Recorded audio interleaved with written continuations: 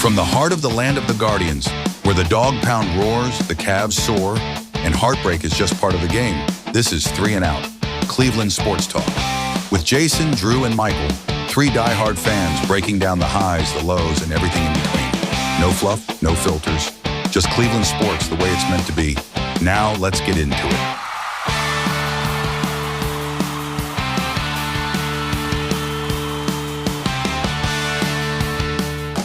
Good evening for the Three and Out Cleveland Sports Show. This is Drew. I am flying solo tonight. Just with some thoughts on the Cavs after they won. They beat the Chicago Bulls tonight 135-113.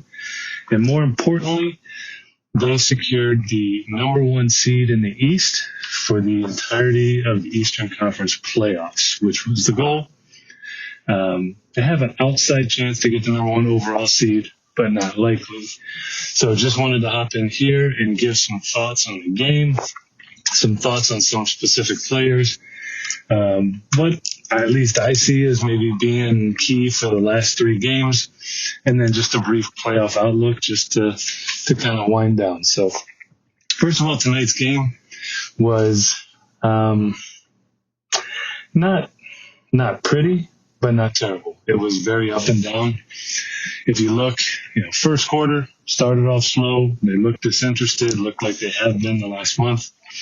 And for Chicago, it's like they were missing pretty much their entire team in terms of their primary players, sitting out, resting. And so the only one we were out was Donovan. Did not play tonight, nursing that ankle injury. But they still came out slow, lethargic, passé, complacent, whatever adjective you want to put in there. So first quarter was rough, but then, as always seems to be the case in these types of games, is they brought in Ty Jerome, they brought in DeAndre Hunter, and that group kind of lit a spark. Ty Jerome, I believe he ended up with 15 points in 11 minutes in the first half and basically led them to a sizable halftime lead. I believe they were up one after the first quarter, and they were up something like 20. I think it was 68-48 at halftime. And basically Ty Jerome got going. He got other guys going. And the second quarter was a lot of fun to watch. But then halftime came. Third quarter came around, and it was much like the first quarter. Actually, it was a lot worse than the first quarter. It was actually hard to watch. And it was, well, let me just say the good stuff, what they started doing in the first half. Ty Jerome got going. Like I said, Mobley got going. DeAndre Hunter had a strong finish to the second quarter. But then, more importantly, I saw some of the old Darius Garland. He was throwing one-handed passes. He was, pulling up from deep. He was attacking the rim. He was playing with the swag that he played with pre-All-Star break, that led to him being an All-Star. So that was good to see.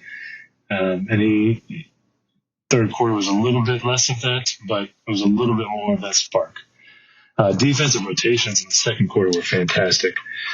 They were covering for each other. A guy would help, and then another defensive player would help the helper.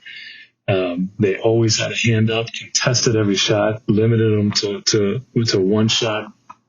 Boxed out. There was actually a play late in the second quarter. I want to say it was Sam Merrill was underneath the basket, and I don't remember who he was boxing out, but boxing out a big guy underneath the basket. He didn't get the rebound, but neither did the guy he was boxing out. So those types of things were really good to see. Offensively, the ball was moving. Everybody was shooting the ball. Merrill hit some shots. Dean Wade hit some shots. Ty Jerome, DeAndre, all five starters. Like, everybody was involved, and that's some of what they've been missing lately. And the bigs were active. Good pick and roll. Jared Allen was trying to get some offensive rebounds and hustling. He actually, I think, ended up with 6 offensive rebounds, and Mobley had 5. And those are things that we haven't been getting. Now, again, it's against a depleted Chicago Bulls team who didn't have Vucevic, their big body. But the effort was there, and that's what's been missing a lot lately. So that was really good to see them have, was to at least give the effort, because that's what we're going to need going into the playoffs. And anytime you play a depleted team, number one, the guys that come in, they're hungry. They want something to prove. They want to show that they deserve more minutes. So they were hungry. They were playing hard. They were scrappy. Got to give the Bulls credit for that. But what they did in the second quarter is what the whole game should have looked like. And what I wish they would have brought into the third quarter, but the third quarter was abysmal. Offensively they were okay, but defensively, hands were down. There was no rotations. They were getting beat down the floor, straight rim runs from taking the ball out of bounds and getting to the rim. Max Strus, he had one sequence where he had 3 threes and 2 or 3 trips down the floor. Barely got off his feet. His shot was flat. Just looked like they thought they had the game in the bag. And to be honest, the effort they gave in the third quarter was embarrassing. But again, in comes Ty Jerome, in comes DeAndre Hunter and that group, and they put another run together, put us back up, into the start of the fourth quarter. We got the lead built back to 20, and it bounced back and forth. And I think the last 5 minutes or so, everybody got to play. So Jalen Tyson, Imani Bates got time, Javonte Green, Luke Travers, all those guys. So all in all, good game. But for them, they've got to do away with the lulls, the moments during the game where there's just very little energy, very little, I don't want to say effort, but it's what it looks like. Like it's just they're going through the motions. And they can't do that in the playoffs. Guys like, I'm just looking here, Garland, Jared Allen played the most, and Evan Mobley at 29 minutes. Nobody played 30 minutes. So they shouldn't have been tired. They had a day off. 9 guys played 20 minutes or more. Everybody should have been fresh and hopping all game long. As far as players go, I won't say anybody played bad, but I'm a little discouraged by Max Strus and what he's been showing of late, because he's going to be key. He was key the year he was with Miami in their playoff run, and we're going to need him. We're going to need him to be able to shoot the ball, knock down shots, and play bigger than he is on defense. And, so he ended up hitting some shots, but he can't go through those sequences where when he's open, he needs to knock him down. And so hopefully we get more of that. But other than that, he was the only one I noticed. Isaac Okoro is Isaac Okoro. His hustle was still there. His effort was still there. No issues hitting shots. Always going to be a, one game he does, one game he doesn't type situation. But other than that, first and foremost, Garland in terms of good. That's the most Garland. I think I've seen Garland look since the All-Star break. Again, I haven't seen every minute of every game, but that's in the games, in the moments that I've watched, that's the most that he has been the pre-All-Star break Garland for this game. Evan Mobley looked confident, looked comfortable. He ended up almost with triple-double, but 21 points, 11 rebounds, 7 assists, 2 steals, and a block. He's starting to put up those type of stat lines more consistently, and we're going to need that type of 20 points, 10 rebounds come playoff time. So hopefully he can continue to play big, be active, had a couple of nice offensive rebounds and putbacks. Those are the types of things that we need him doing every game, because we're not real big and we're not real deep in the middle. DeAndre Hunter, I love his game. There's not much about his game I don't like. And I think as the games get more important, I think he's one that his minutes will go up. I think he's going to start moving into the starting lineup. And I think a lineup with him alongside the core 4 for 30 to 35 minutes a game could be really, really tough to play against. Ty Jerome is Ty Jerome. In my mind, he should be 6th man of the year, if not comeback player of the year, if not both. He's just been fantastic. But the one guy I think that played better then other than Garland, this game that I've seen is Dean Wade played really, really well. He was active on both ends of the floor. He was moving without the ball. He was finding open spots. And then when he got his shots, he knocked them down. He took 5 shots, but he made 3 threes, had a few rebounds, assists, a steal. Like he just, if he's our backup big, we've got to get that from him every game. Like he can't have an off game because there is nobody else to go to. So we need that type of play from him every game.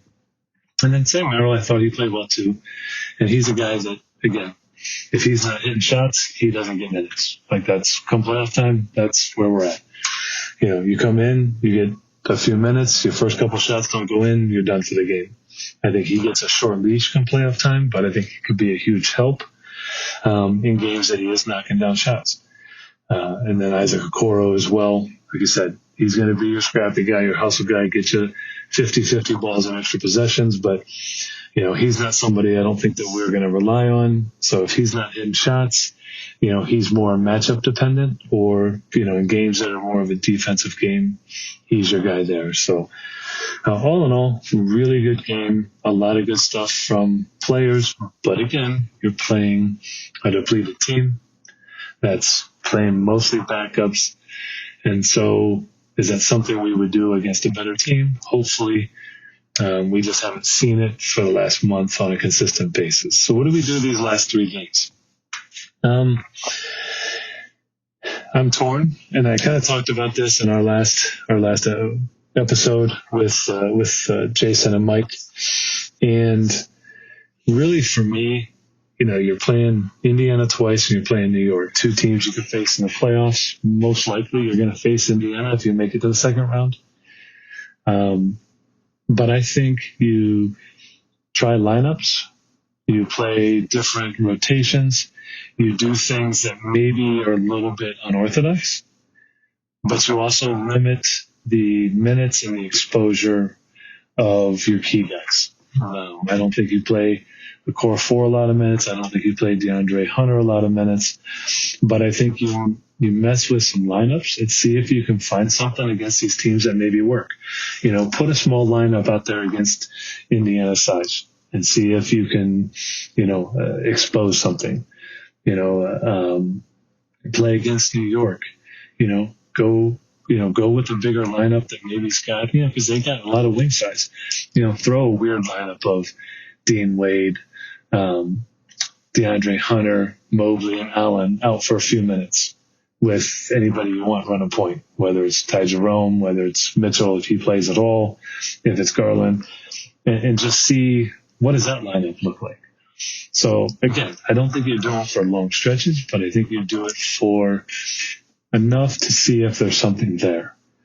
But ultimately, I think it's an opportunity to get rest without developing rust. So I don't think you sit guys for multiple games at a time. Maybe in one game you sit Mobley, in one game you sit Garland, in one game you sit Allen, and then if Mitchell's not 110%, you don't play him at all. But that way they're not getting, because again, you've got like the 20th, so you're looking at almost 2 weeks until, they have a playoff game. You don't want to sit that long. That's good for the rest, but you're going to lose rhythm. You're going to lose, kind of that cohesiveness that they've developed all year. And so I think you've got to play, but I don't think I'm playing those guys any more than 10, 15 minutes a game, 20 max, depending, and give the young guys an opportunity to get experience, to go out there to see if they can provide anything, maybe in different lineups. But ultimately, your biggest objective is to get to the playoffs healthy. And obviously you can go out for 1 minute and something happens, but you're limiting the chance by limiting the minutes. And what you want to see is when they were going through their 15-game win streak, their 12-game win streak, their 16-game win streak, those types of things. They were playing loose. They were playing fun. They were playing together. Like there was a liveliness and a life about them that you haven't seen a lot, at least consistently in the last month. And I think you've got to find that again. And so hopefully the coaching staff can make the games fun, can make practices, if they have them, fun. Things where they just kind of get back to enjoying the process. So come playoff time, because it definitely seems like a team that is better when they're just enjoying the experience. Now, hopefully that doesn't mean that like a couple of years ago, the lights get too big for them. We want to be able to, go out and compete, and competition breeds, kind of a certain approach. But it's a lighter, when these guys play with a little bit of a lighter personality, they tend to play better. When they play like they're under pressure, they clam up, they tighten, they're not as good. Whereas I think New York, in that setting, they play better when things are tight, when things are gritty, when things are, possession by possession slogs, where Cleveland is, much freer and open and up and down, and they just need to get back to that. And so hopefully they can do that over the next 3 games and kind of develop that rhythm and head into the playoffs playing like they did during those winning stretches. Because none of the opponents that they're going to face, I think, are great matchups, in terms of what they've struggled against this year. But it's the playoffs. No matchup's going to be easy. So you've got to be ready for anything. And I think that's why you experiment with different lineups. So as, coaches play the chess match in the playoffs, you've got different things you can throw, and you've had an opportunity to see it at some point. So as in terms of the playoffs and the outlook that I see, I think they're going to get probably a Chicago in the first round. I could see Orlando. Right now, I think it's Orlando, Atlanta in the 7-8 game. I see Orlando winning that. Atlanta probably playing the Bulls, assuming everybody's healthy. And I just like the Bulls team. I like the way they play when they're healthy. They've got a little bit of everything.